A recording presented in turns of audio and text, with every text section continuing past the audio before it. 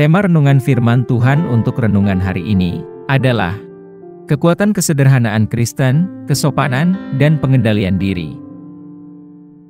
Ayat Alkitab yang kita baca sesuai bacaan Sabda Bina Umat GPIB hari ini adalah dari 1 Timotius 2 ayat 8 sampai ayat 10 yang berbunyi sebagai berikut.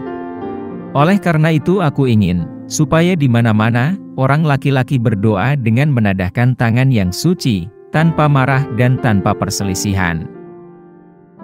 Demikian juga hendaknya perempuan. Hendaklah ia berdandan dengan pantas, dengan sopan dan sederhana, rambutnya jangan berkepang-kepang, jangan memakai emas atau mutiara ataupun pakaian yang mahal-mahal, tetapi hendaklah ia berdandan dengan perbuatan baik, seperti yang layak bagi perempuan yang beribadah. Demikian bacaan Alkitab hari ini. Haleluya. Saudara dan saudariku yang dikasihi Tuhan Yesus, dan yang mengasihi Tuhan Yesus. Alkitab adalah sumber hikmat dan bimbingan yang kaya bagi banyak orang di seluruh dunia. Salah satu ayat yang memicu diskusi dan perdebatan selama bertahun-tahun adalah 1 Timotius 2, ayat 8 sampai ayat 10. Untuk memahami sepenuhnya maknanya, penting untuk mempertimbangkan konteks sejarah dan budaya di saat kitab ini ditulis. Dalam kitab 1 Timotius, pasal 2, ayat 8 sampai ayat 10 ini, Rasul Paulus membahas peran dan perilaku pria dan wanita dalam gereja. Beliau memulai dengan mengatakan, "Saya ingin, dimanapun orang berdoa, mengangkat tangan suci tanpa kemarahan atau pertengkaran."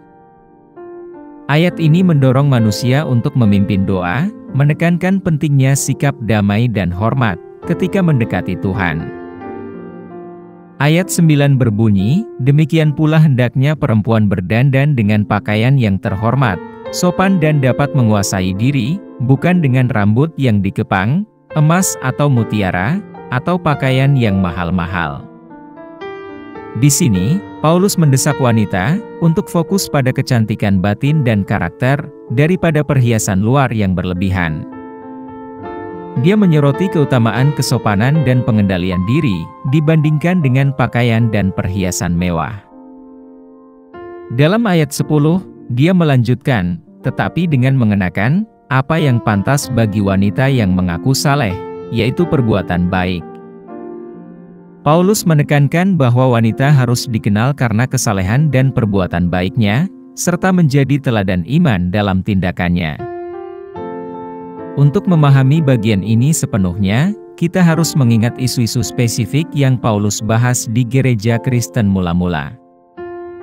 Pada masa itu, terdapat kekhawatiran mengenai perpecahan, ketidaksopanan, dan kurangnya kesopanan dalam beribadah.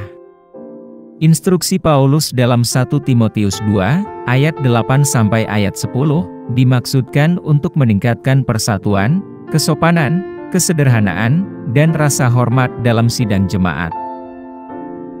Kesimpulannya, 1 Timotius 2, ayat 8 sampai ayat 10, memberikan panduan perilaku bagi para pria dan wanita dalam persekutuan di gereja. Hal ini mendorong para laki-laki untuk memimpin doa dengan semangat damai, dan meminta para perempuan untuk mengutamakan kebajikan batin, kesederhanaan, dan kesopanan. Bagian ini bukanlah pernyataan menyeluruh tentang bagaimana semua pria dan wanita harus berperilaku dalam segala situasi, namun berakar pada konteks spesifik gereja Kristen mula-mula, dan permasalahan yang dihadapinya pada saat itu. Dengan memahami konteks ini, kita dapat menerapkan prinsip-prinsipnya dengan lebih baik dalam kehidupan kita di masa kini, meningkatkan persatuan dan perilaku saleh dalam komunitas agama kita. Apa pesan Tuhan untuk kita yang hidup di masa kini? Di dunia yang sering dilanda materialisme, di mana penampilan dan harta benda seringkali diutamakan, sangatlah penting untuk mengindahkan pesan Tuhan yang abadi, seperti yang diungkapkan dalam 1 Timotius 2, ayat 8 sampai ayat 10. Perikop ini, meskipun ditulis pada era yang berbeda, tetap aktual, dan sangat bergema dalam konteks masa kini, menawarkan panduan untuk menjalani kehidupan yang ditandai dengan kesederhanaan, kesopanan, dan pengendalian diri. Ayat-ayat tersebut diawali dengan seruan bagi para pria untuk berdoa dengan tangan suci tanpa amarah atau pertengkaran. Permohonan kesederhanaan dalam beribadah ini mengingatkan kita bahwa Tuhan menghargai hati yang terfokus pada pengabdian, bebas dari gangguan perselisihan dan keinginan duniawi. Di zaman yang ditandai dengan perpecahan, panggilan untuk mendekatkan diri kepada Tuhan dalam kesatuan dan rasa hormat merupakan pengingat yang kuat akan kedamaian yang dapat kita temukan di dalam Dia. Ayat 9 menggarisbawahi pentingnya kesopanan, pengendalian diri, dan kesederhanaan dalam cara kita berpenampilan. Pesan Tuhan jelas, nilai kita tidak ditentukan oleh pakaian mahal atau perhiasan mewah. Sebaliknya, kita harus mengutamakan kebajikan batin yang mencerminkan kesalehan. Dalam masyarakat yang sering mengukur kesuksesan dengan memamerkan kekayaan dan status, pesan Tuhan ini merupakan evaluasi ulang yang mendalam terhadap nilai-nilai diri kita. Pesan terakhir, yang terdapat di ayat 10, adalah seruan untuk bertindak. Hal ini mengingatkan kita bahwa kehidupan yang dijalani sesuai dengan prinsip Tuhan, ditandai dengan perbuatan baik. Tindakan kita menunjukkan banyak hal tentang iman kita, dan perbuatan baik kita dapat menjadi kesaksian cemerlang akan kasih Kristus kepada dunia ini. Apa yang harus kita terapkan dalam kehidupan kita sehari-hari? Kita harus menampilkan kesederhanaan dalam beribadah dan menyembah Tuhan dengan khusyuk, tanpa teralihkan hal-hal lain, mengesampingkan amarah dan pertengkaran, memupuk kebulatan doa. Kita harus berlaku sopan dan mampu mengendalikan diri, mengutamakan kebajikan batin dibandingkan pakaian mewah dan perhiasan duniawi. Kita harus membiarkan kesalehan bersinar melalui karakter kita. Kita harus menunjukkan iman kita melalui perbuatan baik yang aktif dan berdampak dengan menjadi saksi hidup dari kasih Kristus di komunitas kita. Kesimpulannya, bacaan ayat Alkitab hari ini memberikan pesan yang tepat waktu bagi dunia materialistis di mana kita berada. Hal ini memanggil kita pada kesederhanaan, kesopanan, pengendalian diri, dan perbuatan baik yang menjadi kesaksian kuat akan iman kita.